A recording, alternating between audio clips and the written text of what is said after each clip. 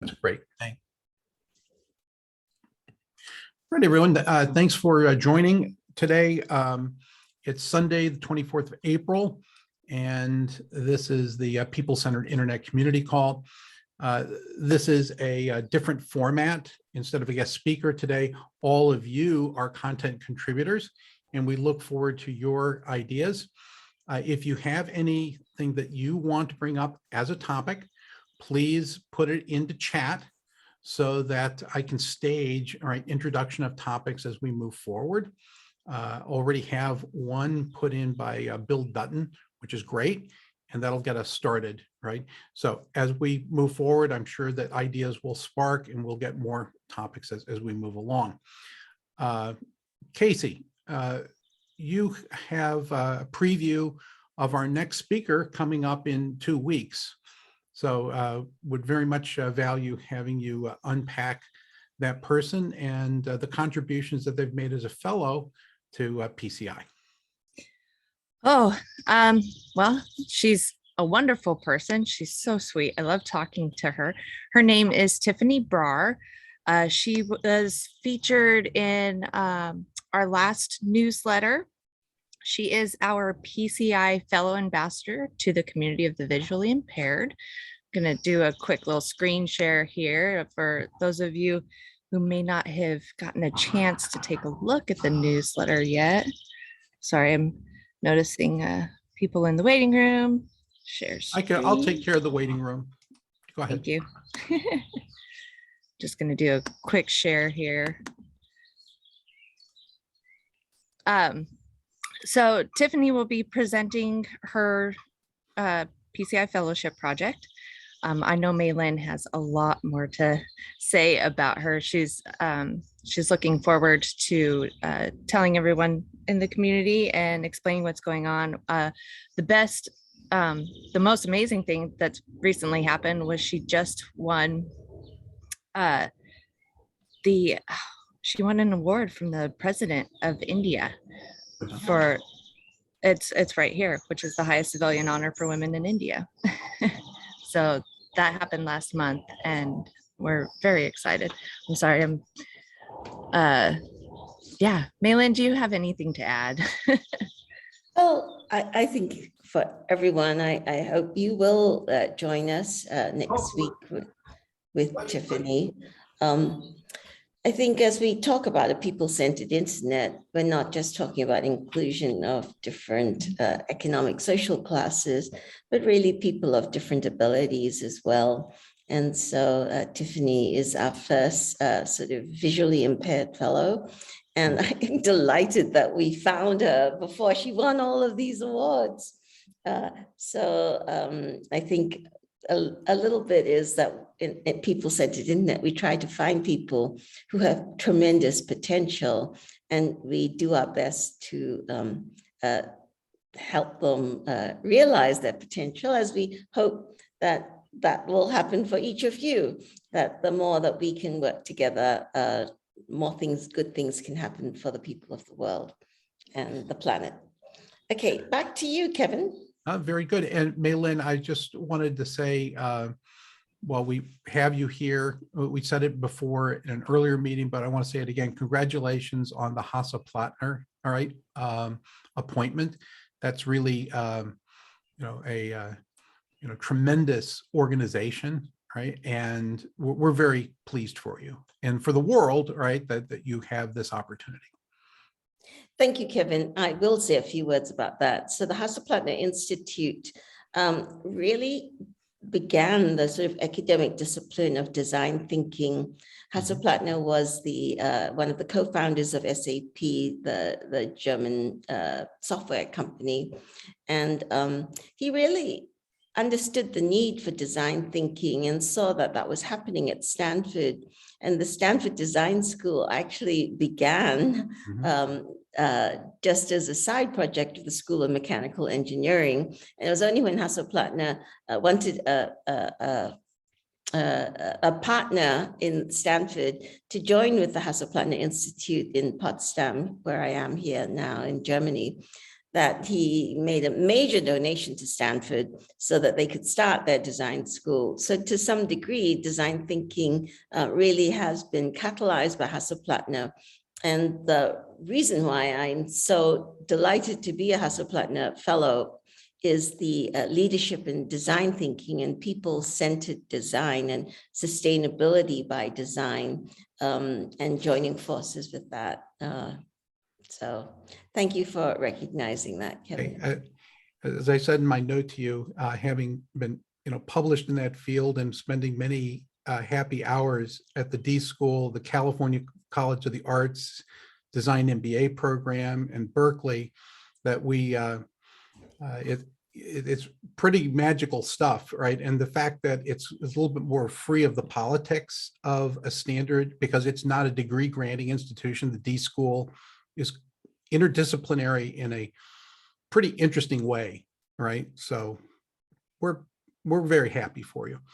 So we're going to get started. Bill, you have kicked us off, right, with our first topic. And rather than read it, I'm going to ask you to unpack it yourself, right? Frame it up, and then we'll have a discussion around your first topic. Bill? Okay. Thank you, Kevin. This is I'm really fortuitous that you have an open mic session, because I do have a question that's come up, and Sure. I think this is the perfect group to respond to it. Okay. A doctoral student that I know was involved in using, I developed this concept of fifth estate that I'm trying to refine about how people can use the internet in ways that can hold other institutions more accountable. And she was using that in a class, civics class and English language arts classes, to introduce students to the way in which you can use the social media as a positive intervention for local, global issues for children. And I'll go into the difficulties of doing that, but this raised this big question. While I've studied the internet and social media all my career almost, it seems, I've really stayed away from early childhood education and schools, and that's just not my expertise. But it was very clear talking to her that, and she was a doctoral student at an American university in Michigan, and that almost all of the educational institutions have a lot of programs to teach children how to protect themselves online, okay, so protect them from bullies, from any potential harms that might come, and basically, avoid the internet. Your parents are worried about you. We're going to teach you to make sure that you're not harmed online. Occasionally they have websites where obviously here's a resource for a history class, or here's a resource for the study, whatever they're studying. Here are a couple of websites you might go to, but by and large, there's very little focus on how the internet can be used positively by children for social good, political good. And so they only see one very unbalanced view that's based on, demonizing social media and internet, and parents scared to death that their kids are going to see learn something at school that's going to get them in trouble, or introduce them to somebody they're not aware of. So there are all the sorts of reasons not to do this as a teacher or as an administrator, because parents are very much afraid of what they're, and no one wants, it's just maybe not worth the effort and not worth the risk. But it seems like it is worth the risk. That is, we should be teaching children that you can do things online that can make a positive contribution to your community. Think of Greta Thunberg and what she did using the internet. And I mean, that one example is enough to clearly indicate that, you know, there are things student, and when this doctoral student introduced the idea of using the internet to enable students to make a positive contribution, they found a English language arts class where students could compose. They were to use the social media they were used to do. I think they used Instagram, for example, and Twitter, and a couple of other sites. But the students never posted. The students would take they would write a tweet. They would say, I'm interested in the local, in climate change, say. And they would write a post and they would give it to their teacher. The teacher would post it on the site they chose and under the class name. And they would then see what responses they got, or whether people liked it, whether they had any kind of response to it. And they did this for a few hours a week for about 12 weeks. And after that, all of them felt a sense of empowerment because they said, actually, we can actually create something, we can originate content, and it's very difficult to get anybody to read it. We have to think about how to get people to pay attention to it, how to understand it, and so forth. But they felt at the end of the day somewhat empowered by the fact that they were able to have an intervention that made it, words matter, the kind of thing. And but I've been asking in all sorts of venues, what other programs are being done in schools that address these kinds of ways in which students can use this for positive interventions. And okay, so why don't nobody has an answer, really. I don't, well, I mean, you might find some answers right here. All right. okay, And so I think you framed that up well, that what you're seeking. I'm aware of some coding camps, all right, that help people at a variety of levels, all right, get involved in, you know, it's not the same as social media, as you're pointing out, but, you know, getting people involved in the internet at very young ages. Mei-Lin, perhaps you have some views, and then we'll go around. I see some comments from Ben. What do you see around the world? You're on mute. Yeah, I've just put in a site that Okay. there are things, once you start looking, they are there.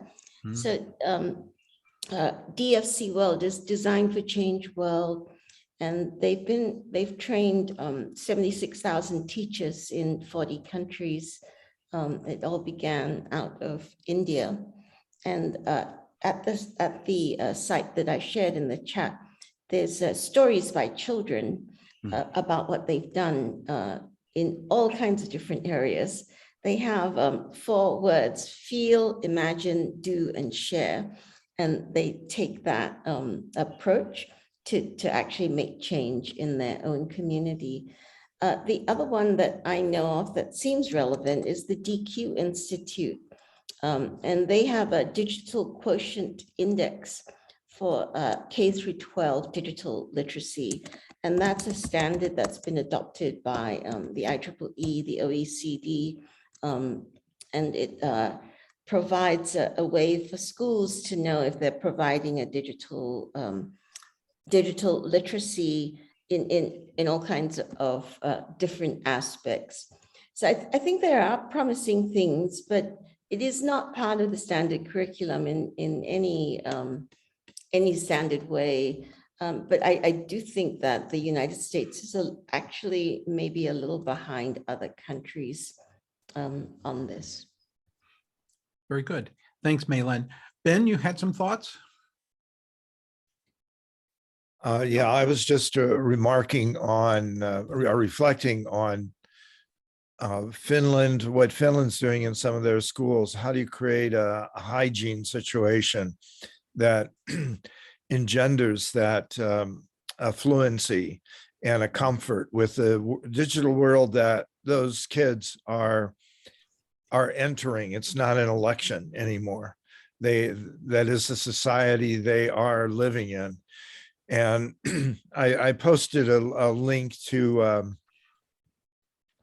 a brief seven-minute overview of is anything on the internet real?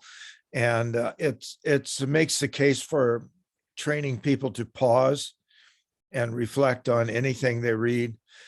That obviously feeds a confirmation bias or incites and anger element or whatever. And how do you get that kind of hygiene associated with the kids in a positive way? I don't want to do it by fear, and at the same time I want to illuminate the power and ability of an amplified voice and amplified individual participation in society. So I was just reflecting on Bill's comments. Okay, Ben, excellent. Bill, is there a particular resource that you're looking for beyond what we've discussed so far, right? That would be helpful to you or to the doctoral candidate? Oh, she's fine. She's got her dissertation's moving right along, and I think it is. I think she's really come across something that's quite important. That the fact that it's very difficult to do these programs. I do think the U.S. is perhaps worse than others in the sense of being so concerned about parental and parents not wanting their kids to be online at school and so forth. So they may be behind. And I realize talking to my colleagues in the UK that, you know, things are changing all the time, and they're a little, but in the UK it seems much more focused on using trying to get preferred websites for students to use and so forth. Not using social media is pretty much demonized here as well, and people worry about disinformation. I mean, Ben, the site you had, even though it sounds like a very soft and positive way of pause and reflect, and of course we all should all the time, especially me, but I think it's a protective measure. It's also telling them they don't trust necessarily what you see or what you see online, but okay, but we want to get them to actually, I love the feel, design, share, whatever. This is the Indian program sounds like something I'll definitely look into. Sure. Right now, I mean, I don't know the answer. It seems to be that there are relatively few programs, many that are protective, very few that are teaching students how to use social media proactively. And I know the reasons in the US. I'm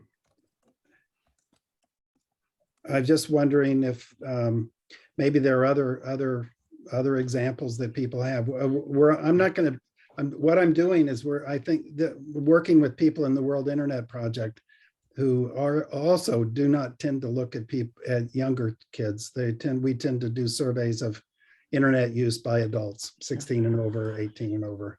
So I would simply suggest, Bill, that what you should consider is that the internet is simply a delivery mechanism, right? Critical thinking, which is the more root cause of what you're talking about, you would, in an earlier area, question or ask people, young people, to question, well, can you trust what you're reading in the newspaper? Can you trust what you're, checking out of the library, right? And, to give them the skills to be able to, construct, a worldview that supports them as, viable adults. But Yeah. it's just moving forward. We will have the same questions as we start to use the internet for metaverse, right? Is the reality that you're being presented with something that you should trust, right? And act on. All right, I think that this is a good way to have kicked off our conversation. We have another topic. We have more to contribute for Bill's domain area. Just keep on putting it in chat. Let's move to Ron Suarez. Ron, you had a related, but it's about educational materials that are peer-to-peer produced, and we would be delighted to have you unpack that and ask for either help or commentary from our participants today. Sure. We are just getting off the ground. I'm in Ann Arbor, Michigan.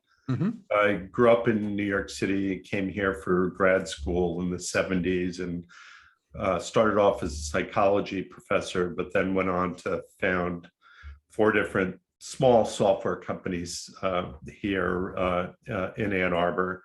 Was back in New York for 10 years until 2019. I had a spinal cord injury on the subway 4 years ago. So accessibility is something I'm very interested in. And I've learned, I live in a smart house here, so I can turn lights on and off, and my fingers kind of work a little bit. So I'm a highly functional quadriplegic, but I can't do like most remote controls and things that you have to require fine motor control.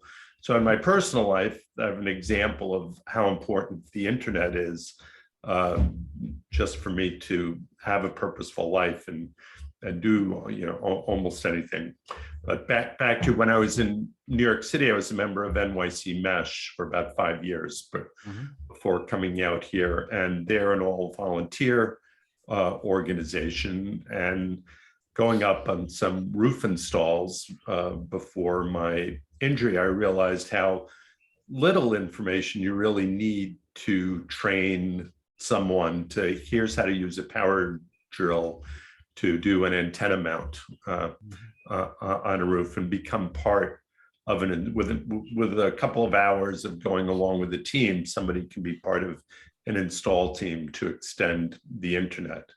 And here in Michigan, from inner city Detroit, where internet may exist, but people can't afford it, to rural areas here in Michigan, where no matter how much money you have, you may not have access, or people have access on their phones, which contributes to all of the disinformation. And as everybody here, I'm sure, knows, at our capital here in Lansing, we had an armed insurrection, basically almost a year in advance of the January 6th armed insurrection in the Capitol. So we're a nonpartisan, nonprofit, but my real mission is to help people learn how to cooperate with each other to create social impact. So we're not just going to be teaching technology, and we're starting off curating materials from NYC Mesh, which is a volunteer organization, which won't necessarily transfer to other communities. In a city where you have over 8 million people, it's not too hard to find a dozen smart engineers who are willing to volunteer their time. But we also are now working with technology, blockchain technology from Althea. They're mostly out in Oregon and Washington, and they give you smart routers. So they have price-aware routing protocols where in a mesh network, your router can find the speed and the price you want, and you don't have a single point of failure that you have in a hierarchical network where you're depending on Comcast. And even in a highly connected community like Ann Arbor, I know people who live in wealthy neighborhoods, and somebody's digging in the ground and they lose their connection from Comcast, and it takes 2 or 3 weeks for them to restore it. So, even well-to-do people in privileged areas have, as I'm sure everybody in this group here knows, there's a problem. So,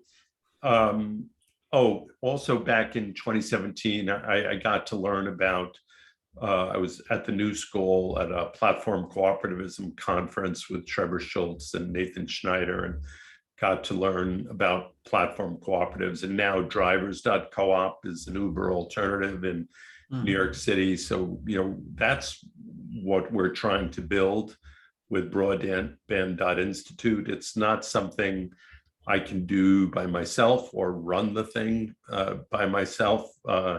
So we're looking at, anybody who wants to license their materials as Creative Commons and be a platform connecting teachers and learners the way Uber connects drivers and passengers, except we won't have a few people at the top. Will be decentralized. And in addition to teaching technology, we're interested in self-governance for collectives. So we're using tools from Loomio, LOOMIO.org.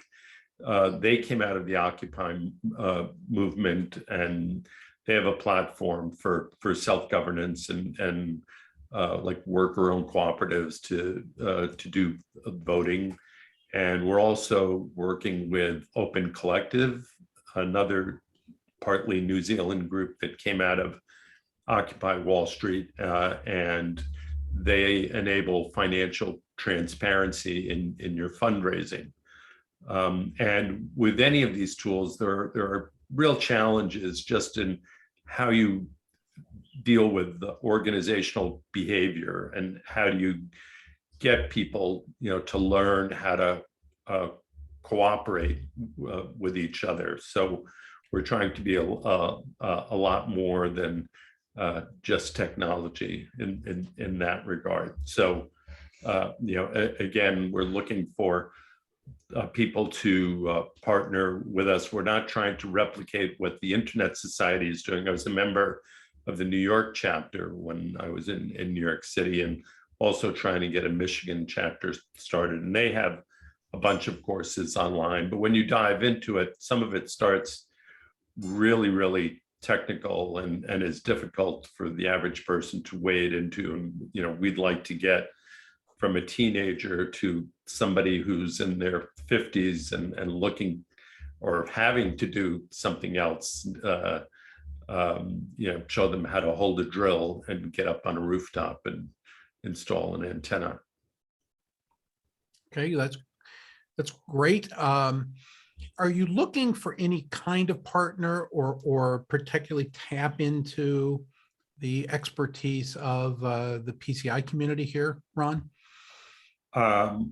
Well, just looking over, I can't even remember now how I came across you guys, but just looking at your website, I see, there's a tremendous amount of expertise. So there's like no shortage, I think, of what people in your group, could be offering. Are you currently using any particular channels for education? Well, we've No, had speakers, but go ahead, Malin. We're sort of an engagement organization and more like a connector of a network of networks, Ron.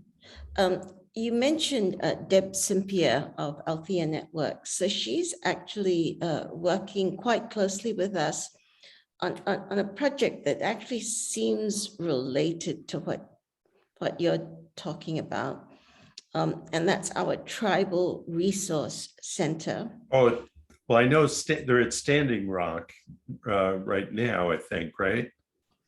Well, but we're not directly connected to Standing Rock, but one of the tribal members from Standing Rock is our project manager for the Tribal Resource Center. Her name is Brooke, and so we are developing modules for tribal members, but our focus is really about how different tribes can tap the sources of funding from the federal government and the state governments that is now available for Native American tribes. So it's sort of not quite as hands-on as you are, but that's the closest that we're getting. And we're in the process of developing those modules, which we may end up partnering with the Hasso-Plattner Institute, which has a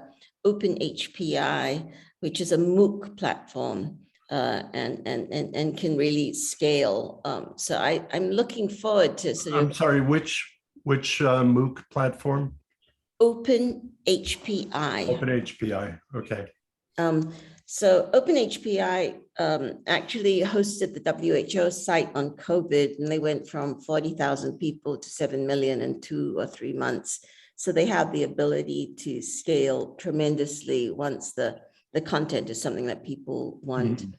But we're at the beginning of really what is a long journey, which we're working first with the tribal groups, because we're very, very committed to a particular way of letting people get the internet, which is it should be on their terms and around their own values and aspirations rather than our aspirations for them.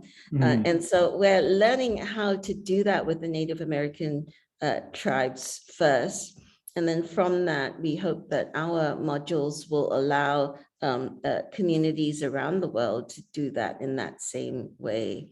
So that's our approach, and happy to connect you to what we're doing, and you're welcome to reach out to me directly. But Deb has been involved with this with us for the last 2 years. Yeah, I've been on their Discord server, and Deb is pretty amazing in terms of her responsiveness of answering your question, but at the same time, she's also incredibly busy. So, we've finally gotten through to some other people who really have the time and the details to help us with just the engineering side of configuring things on antennas. I most recently met with Elvis Nunez, who's in Montana, and Montana is the worst state in the country now for internet access.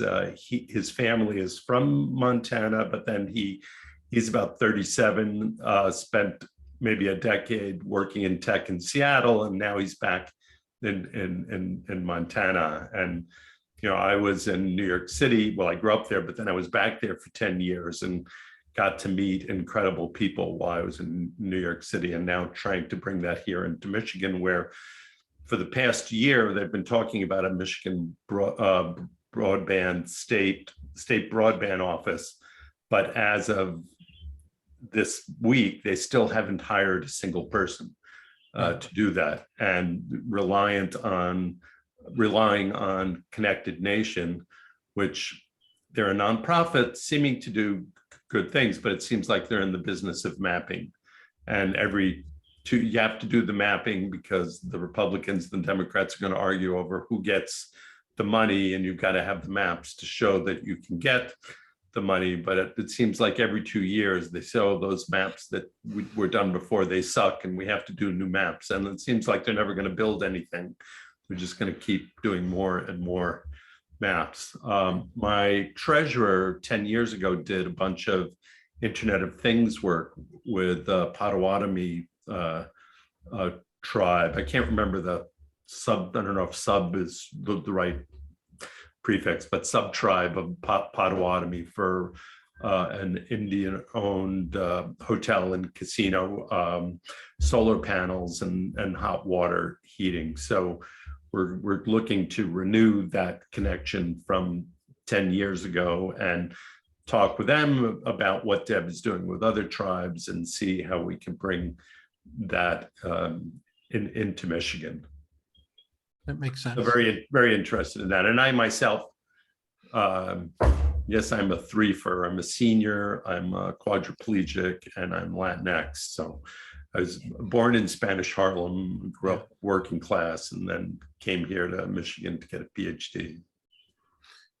Ron, one of the people who has spoken, to the PCI community in the past is Dr. Lisa Petraides. And Lisa is, a big proponent of open educational resources all right, as the founder of the Institute for the Study of Knowledge Management and Education. So she's on the West Coast. You might want to look her up. She's been a client before. So if Yeah, you if want you an could, introduction, if you could put that in the I'll take care of it. chat. Yeah, Yeah, as I I'll save the moderate, it's chat. hard, I have to, I'll do it as soon as I have a moment, right? Oh, okay. Or, yeah, I mean, anybody who I should have had my OBS recorder on. No. Or this is set, you are recording, right? So I can. Yeah, absolutely. Yeah. We'll get it in. Yeah, The I other, I can't take notes with my hands. That's. I've been involved in universal design for a long time, right? So and studied healthcare robotics in Japan for 2 decades. Oh, wow. So a lot of what you're experiencing, I've brought into our own home, for my wife who has some, issues, right? But anyway, the point is, that's one. The other that I might point you to is Janae Bliven is going to be having a conference in New Mexico coming up at the beginning of May.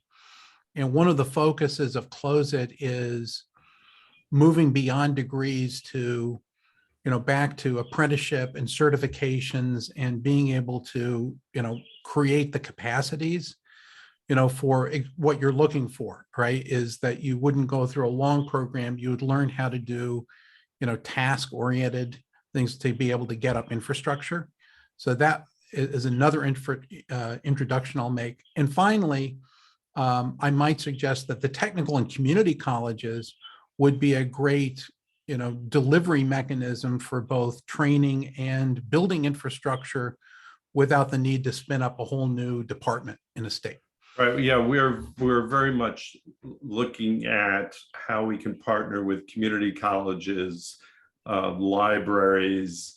And the first thing we're doing, we got the mini mesh starter kit from Althea, which comes with a few antennas and routers.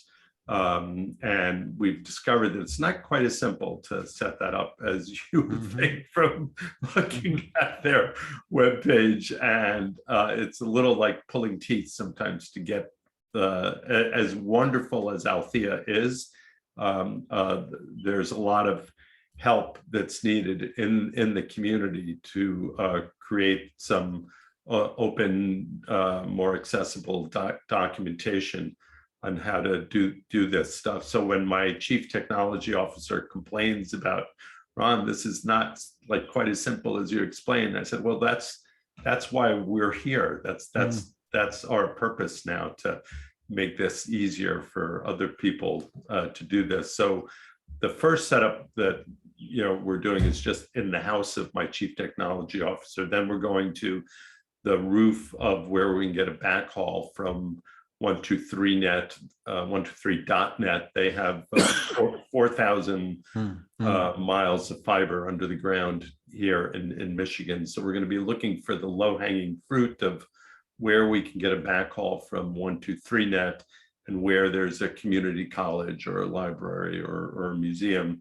to do this, the same thing we're doing, created as like a hands-on museum kind of exhibit that then people can use in those communities, and then start to show them, how do you form a collective? How do you build an organization? And opencollective.com gives people the tools to raise money online if you're not yet a 501c3 or an LLC, even if somebody's an LLC or a sole proprietorship trying to start a small ISP.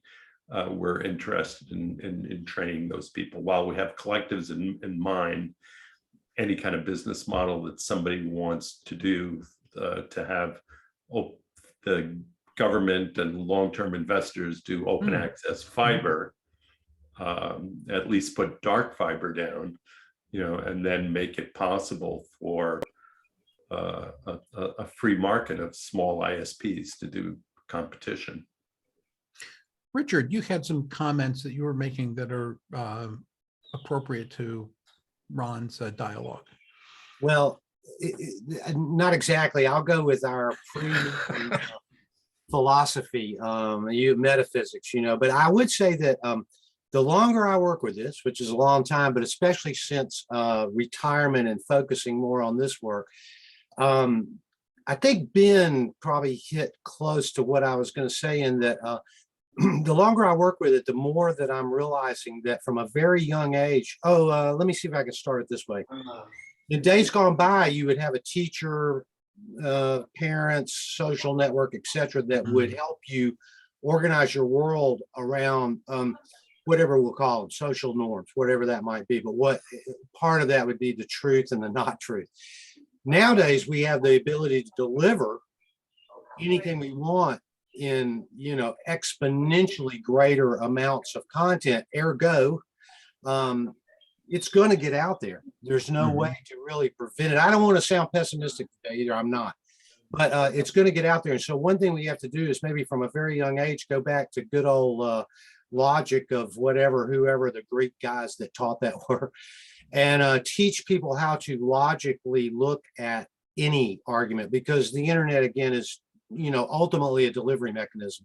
It doesn't write the news. Well, not exactly write the news, but just the overwhelming, we're still human, but our knowledge has turned into a tsunami.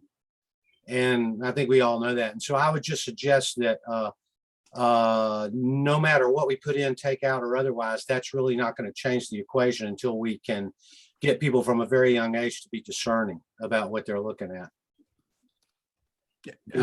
I would agree with that. And in fact, I have made a recommendation for quite a few years that in somewhere before the 8th grade, we need to teach young people symbolic logic, right? And we wait for college, right? And their need for discernment is much earlier. So one of my favorite books on my shelf is Alfred Boole, How to Make Electronic Circuits from Boolean. And, I don't read it every day, but, it was an important book when I read it. You bet. Ben, you've been putting some comments in, and you were just referenced by Richard. Yeah, no, I was just posting random thoughts that occur as they pop up on there. I think part of the thing, this is what the term I use is digitude for the kids, is that they come with an attitude, and they have to start with an attitude, and it's digital. It begins digital. We don't have to teach digital to them. The question is how they approach it and how you get people to understand that this is a superpower they all have, and that superpower is can be used for good or evil, and so you want to sense create a bit of a natural tension that they exhibit and live with through their lives.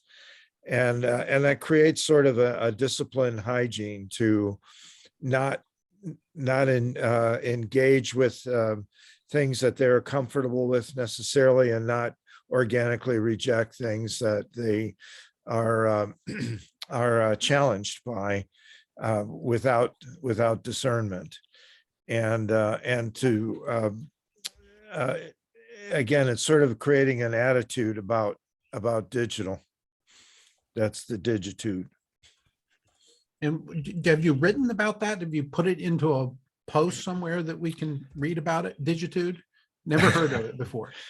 No, I coined it. I always coin words. My class is called Appcology. And for example, and as Bill knows, I will invent my own terms if need be, and have throughout my career. Bill and I were on David Bray's committee, PhD committee, by the way. I understand. Well, that's a good credential in and of itself, right? Look what you helped, bring into the world. But writing it down, right, and giving a definition is helpful, Ben. Right? I want to help you find ways to do that. I'll get some materials. I certainly use it in a lot of talks. Yeah, that's great.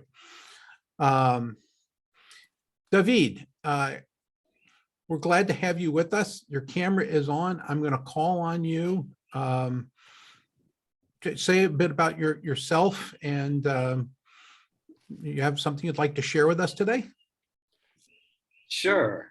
Well, thanks, Kevin. I am just here for the first time. I've been getting the PCI newsletters for quite a long time, since I met Maylene about a year ago. Actually, she participated in an event that I had called The Future of the Web. And I've been, I guess the thing that's really most present for me right now is not only the need for a meta layer on top of the web that will allow us to deal with scams and false information and abusers, but also that I'm writing a book on it right now, and it's due by the end of May. And I'm really fortunate and feel blessed because Taylor and Francis has picked up the book. And they've also agreed to do, or at least explore the possibility of doing their first NFT book. They've never done it before, and they're open to that. So I'm really excited about it. And I'm also wondering if there's any people in the people-centered internet community who might be excited about being a reviewer of a book at this early stage about a meta layer over the web. So that's me, and I'm in Tulum, Mexico at the moment. I left Silicon Valley because I felt like I couldn't ever really get traction for socially positive ideas in Silicon Valley. Okay. So when you say an NFT book, do you mean the book is an NFT, or you're writing a book about NFTs? The former. So yeah, I mean, I don't know if Taylor and Francis has done a book about NFTs, but this is definitely my proposition to them is, how about another revenue stream of NFT books where you can probably make more per copy than you would on a paper book. What is your differentiator per per issue of the book? When you say per issue, when you say differentiator per issue, what do you mean? I'm saying that if you were going to print it with a printing press, right, sometimes if the author signed the book, right, it becomes unique, right? So what is the way that you make a particular, copy, digital, right, copy of the book different from the others being issued that would make it a unique NFT? Well, I mean, you can, the most simple and least interesting way is you just do multiple editions of the NFT, and each of those has their own specific unique number.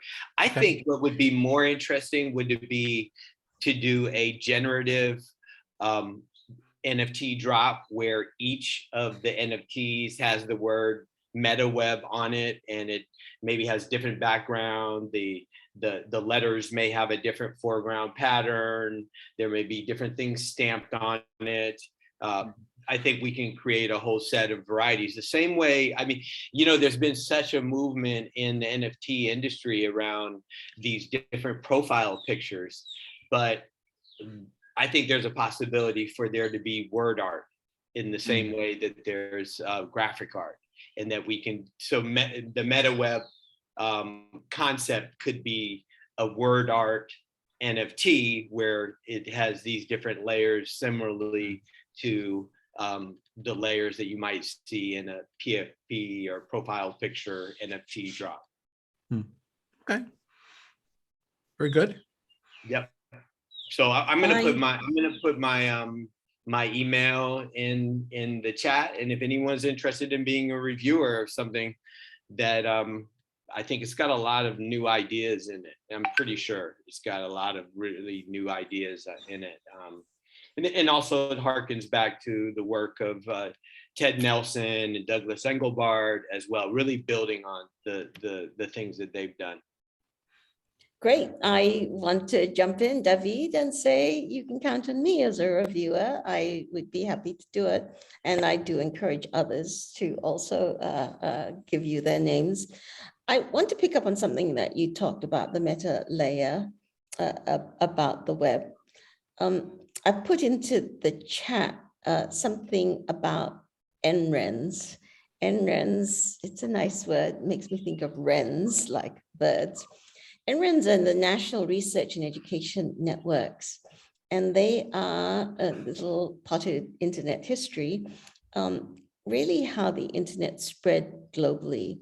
So if you think about this, the internet actually spread between academic institutions. Professors wanted to collaborate, and they went between academic institutions, and then the universities actually connected to each other, and they were the original sort of skeleton for the internet.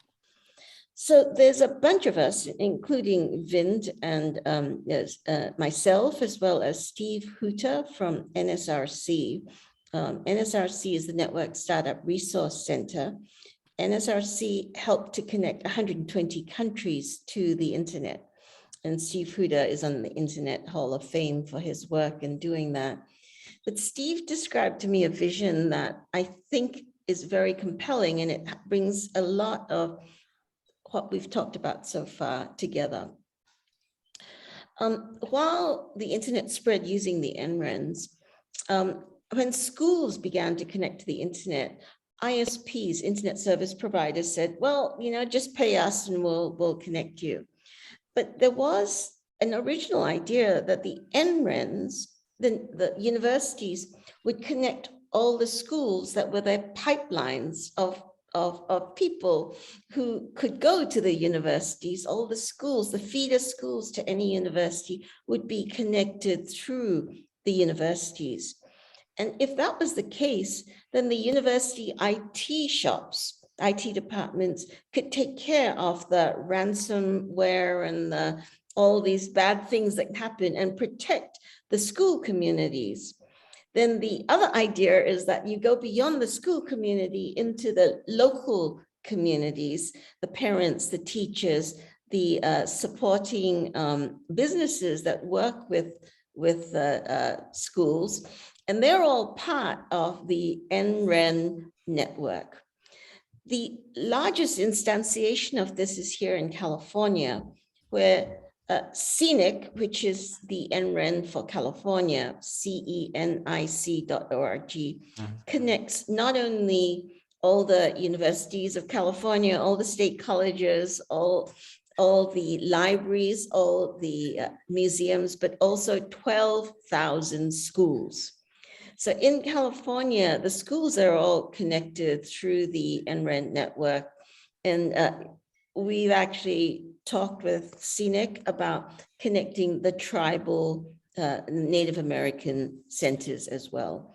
So there's a vision that isn't about just, okay, take the internet as it is today, but to somewhat go back to the original idea of the internet and go back to the NRENs and move that forward, where they got sort of overtaken by the ISPs who were doing things on a for-profit basis. And the telcos, which went to the big banks, the multilateral development banks like Asia Development Bank and Inter-American Development Bank, and said, oh, if you want us to connect people to the internet, you have to make our ARPUs, our average revenue per user, higher and higher. But that doesn't make sense because it's not about how much suppliers get paid, it's how much communities can generate value for themselves. And so we've actually moved to a sort of a development model that has kind of really diverted from the original thrust of the internet with Douglas Engelbart and his idea of networks of communities sharing and learning together. And what PCI stands for is going back to that original vision, which is what allowed ordinary people to feel that they could participate in building something that was good for their future.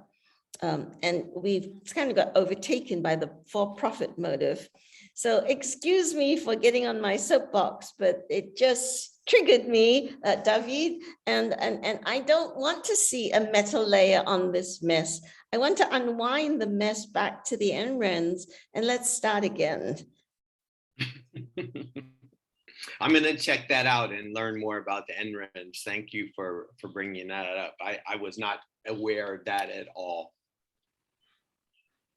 Ron, is there, in what Malin just said, is there fundamental utility in what you're trying to do in what she just said? Well, it made me think about, all the talks about, inflation now and dealing with this economy. I live in Ann Arbor. It's the most expensive public university on the planet. And I've seen, since I came here in the 1970s, I've seen, the changes going on here. And when I think about what I would like to do with showing people DIY ISP setup, I actually want to decrease the GDP.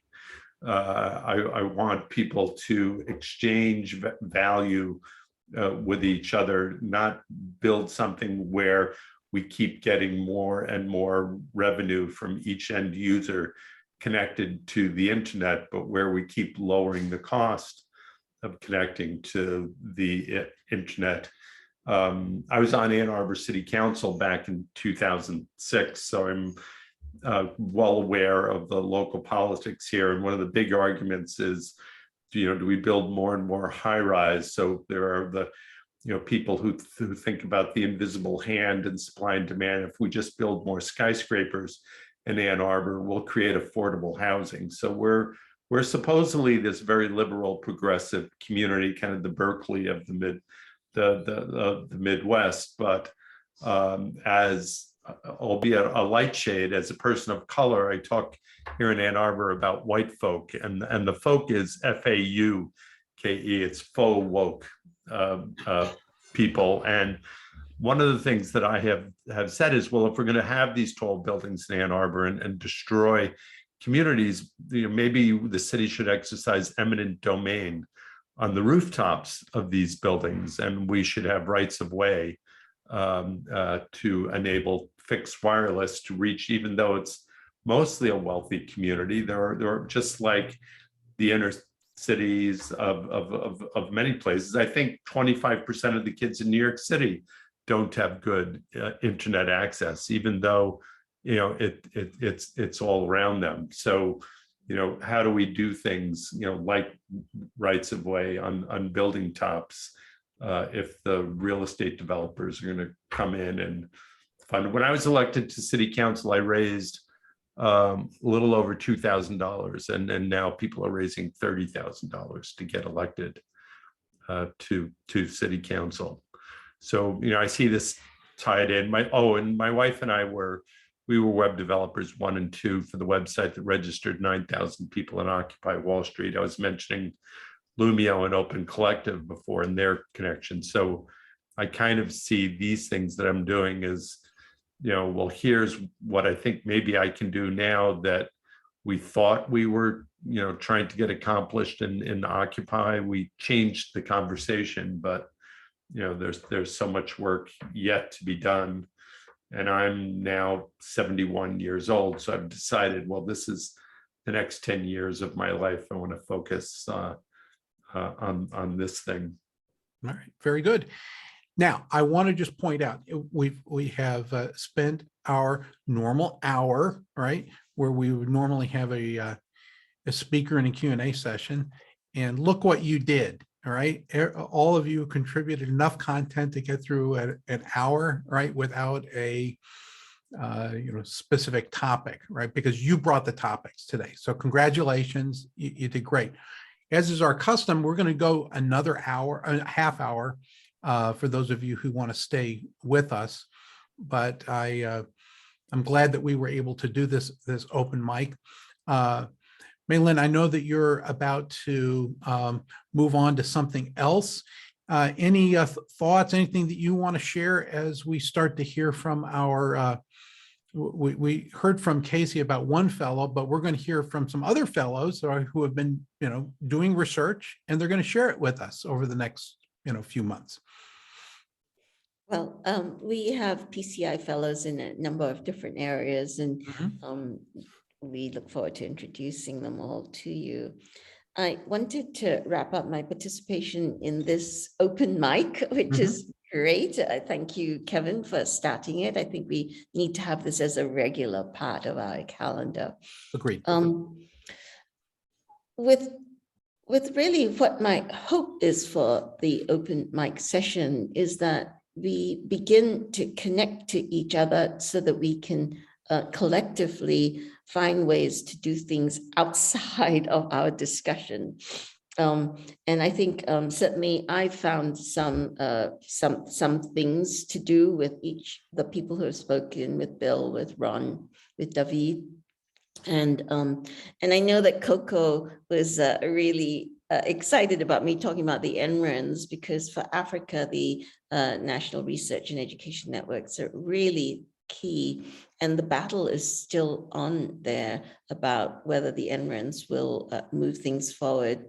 Now, it's hard because people sort of measure things according to, okay, what have you done yesterday? But some of the stuff is sort of below the surface that needs to be done. And to some degree, that's what we're doing at People-Centered Internet, is connecting dots so that the overall picture comes into focus, that more people can, in fact, find ways to act that make sense.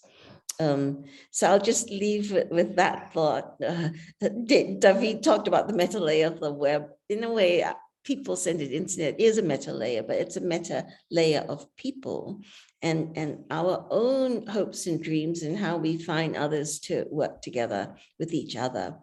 And so don't wait for PCI to start the project for you. Start the project within PCI and let us support you moving it forward. So thank you. Thank you, Maylin. And thank you for that invitation. So we're going into our second half hour. And for those of you who want to stay with us, please do. I see Coco. How are you today? Coco is fine. I'm fine today. Just a little bit problem of bandwidth. I don't know if you are able to catch me. Yeah, no, we've got you here. That's great. Hello? We can hear you. You can't hear us. Yes, I'm very happy and exciting to see the introductions done by Mr. Ron, then by David, then by Mrs. May, about the connectivity in education. First of all, about the social media, using of social media, but especially for us, I have a list of 52 universities. I have to fight to connect them from July. Okay. From July. I have to travel in the bush. It's a big province in the province of Equator. Equator province, one of the DRC province, but which is not close to Kinshasa. I have to go to make presentation of an education ERP, how to introduce it in the education. And I have to do my best to deal with any way to connect them on the internet so that they can use the ERP, which will be a cloud-based. Okay. And that will be the first step to do with. So I'm happy to see and to understand that the NSRC can share some knowledge with that. And please, as you share your email, Mr. Kevin, David and Ron, please allow me to contact you for if I need to get more clarification. Please. Please do. Please do that.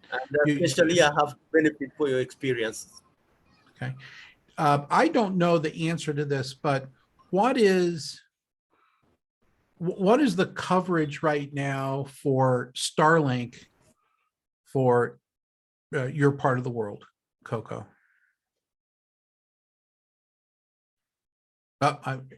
Speaking of bandwidth issues, I think we may have lost him. Coco, are you there? Have problem bandwidth. Oh, go ahead. Have problem of bandwidth. Yeah, I hear it. So, Yeah. do you know whether you are scheduled to have coverage for Starlink anytime soon? Yes, satellite. Yes. Yes. So We so you have can't- coverage Okay, you do. of satellites, and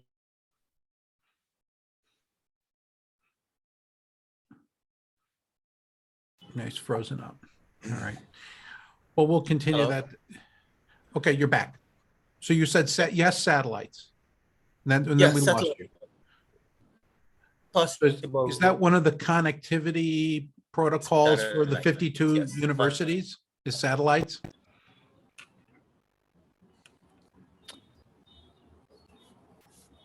Has Loom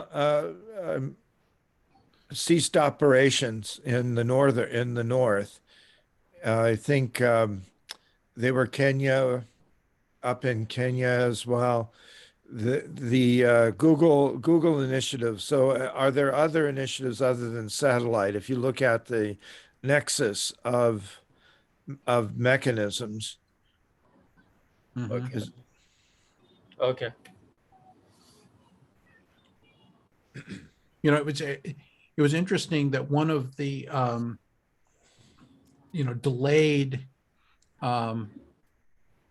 response networks that was set up by Coca-Cola was they had trucks that would go past a point of presence, and it would exchange the information with a village Yeah. as the truck went through. And, Yeah. So it was delayed, but you were getting some, communication, taking place where there were no towers, no fiber, no connectivity otherwise. So that was an interesting protocol that they had. Yeah, there was a commercial service, and I'm forgetting the name right now, that had a drive-by network in essence, then too, that on the buses that transported people and vehicles that brought goods to villages, that they in fact would be a store and forward Exactly. network. Very Yeah. much like Vince been dealing with the interplanetary network.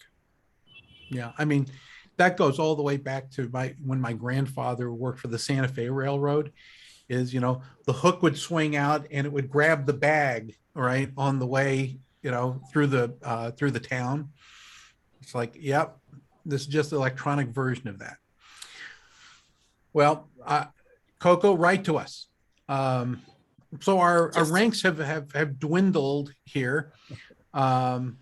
So let's just go around and see if there are any final comments. Ben, anything you want to share before we conclude today?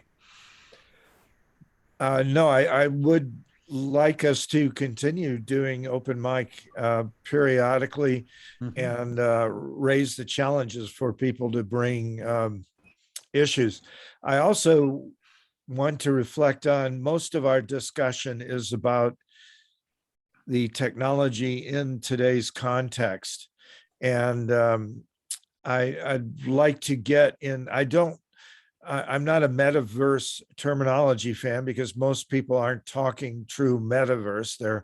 They're talking about universes and walled gardens, individual walled gardens, and calling them metaverses. But as you start to really go meta, you're dealing with internetworking structure. Yeah. And I think that's the kind of thing that Coco's issue is really about, the distributed aggregation of abilities and capabilities that come together to create an effect of an internetworking, not a level standard, but a net effect of communication and cooperation. And I think as we move into the true metaverse domain, where we're getting multiverse and omniverse directing, we're looking at things about trust. What is real to these kids? We're talking about the kids coming in and finding truth or seeking truth or observing what they perceiving as truth. That is their reality. Some percentage of their lives are going to be lived in virtual realities, in artificial realities, and rendered realities. And we need to start discussing more about that, because that's also a on-ramp for community engagement. Other than that, I have no opinion. Okay, well, that's an opinion that is well welcomed. I'll also borrow from the science fiction literature, the movie, Chronicles of Riddick, right? Is that, the metaverse is currently being rendered as an underverse, right? Right. And, it's, as you said, it's somewhat, compartmentalized, and, it's the monetized version of, the larger set of things that we could, all be connected to. So we shall see. But we're likely to pass once again through the trough of disillusionment before we start to, arc up to something that's good. All right. We'll see. I've been through 4 versions of, this, and they have sequentially, fizzled. All right. I don't know whether we have sufficient momentum, to actually, break through. We'll see. I mean, they tried, a lot of different immersive technologies. 3D TV came and left, right? Bereft of content. We'll see. Ron Suarez, anything you want to add before we conclude today? Well, just basically thank you for including me today in this. And I have started something that I cannot possibly run myself. It's only going to be through building partnerships with others. In addition to the course where we launch ourselves, I'd like to see us be kind of like an Expedia, bringing in different airlines. Only we'll be bringing in different organizations that offer educational opportunities. Very good. Well, we're delighted that you could be with us. And if you believe that there is a research component to your work, you can write to Maylin. We, as she's indicated, we have some fellowships here. And if, focusing on a particular part of this would be useful, then, you can get that written up in front of Maylin and the board, and you could potentially, study, infrastructure build out as you, in addition to the practical aspects of what you're navigating right now. We're delighted you could be with us. Yeah, thank you so much. All the best. Well, that will conclude our call. All right. Today, we will continue to do open mic sessions, and I'm delighted that this one worked out so well. Take care, and we will see you on our next call with a PCI fellow unpacking their research. Take care. Cheers.